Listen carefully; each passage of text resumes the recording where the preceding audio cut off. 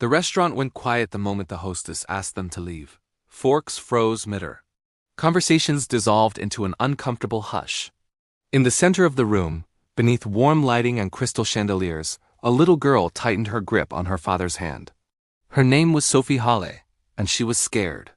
Her father, Daniel Halle, felt it instantly.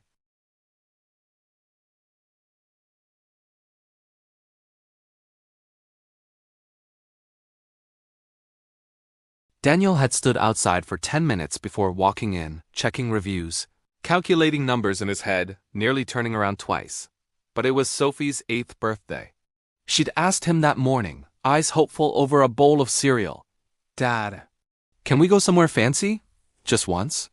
Daniel worked as a logistics supervisor, long shifts, modest pay. Fancy wasn't part of their world. But birthdays mattered especially since Sophie's mother had passed away 4 years earlier, leaving Daniel to figure out bedtime stories, school projects, and how to be enough for 2 parents.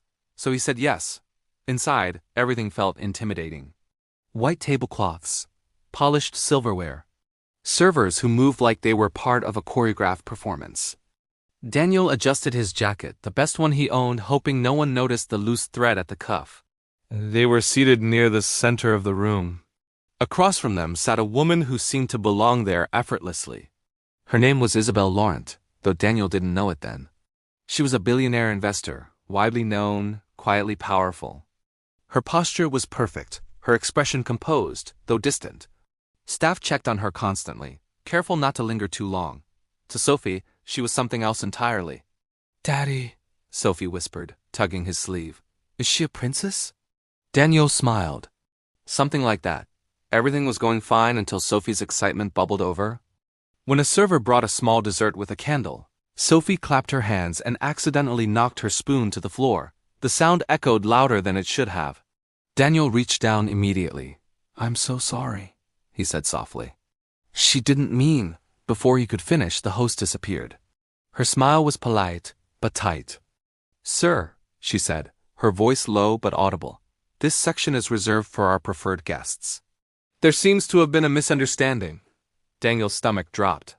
"I made a reservation," he replied calmly, pulling out his phone. "I can show you."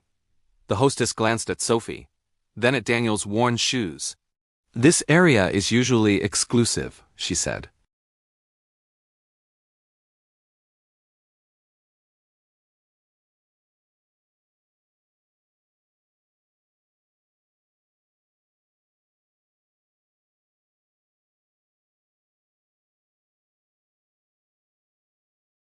Daniel took a slow breath.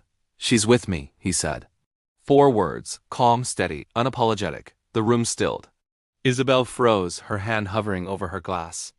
Something about the way he said it, not defensive, not angry, hit her deeply. It wasn't about entitlement. It was about belonging. Isabel stood. Every eye followed her. "They're staying," she said clearly. "Both of them." The hostess went pale. "Ms. Laurent, I didn't realize." "I know," Isabel interrupted gently. "That's the issue." She walked to their table and knelt slightly so she was eye level with Sophie. "Happy birthday," Isabel said warmly. "Your dress is beautiful."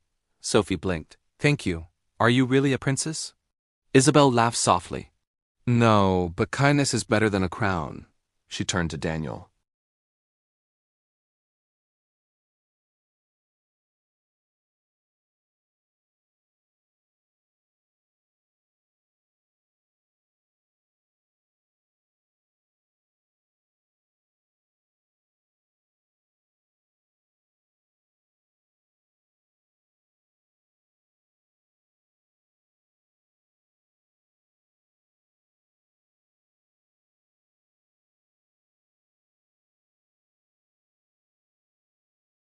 Across the room, Isabel watched them quietly. She thought about all the dinners she'd attended, the emptiness, the performance. And here at a table that almost didn't belong, she saw something real. Before leaving, Isabel stopped by once more. "You're doing an incredible job," she told Daniel. "She's lucky," Daniel smiled. "So am I." As they walked out, Sophie looked up at him. "When I grow up," she said, "I want to be kind like you and like her." Daniel squeezed her hand. "That's the best thing you can be." Behind them, Isabel stood by the window, watching them disappear into the night. For the first time in a long while, her expensive dinner felt worth something. Because kindness doesn't care where you sit at the table. Sometimes it shows up in 4 quiet words spoken at exactly the right moment. She's with me.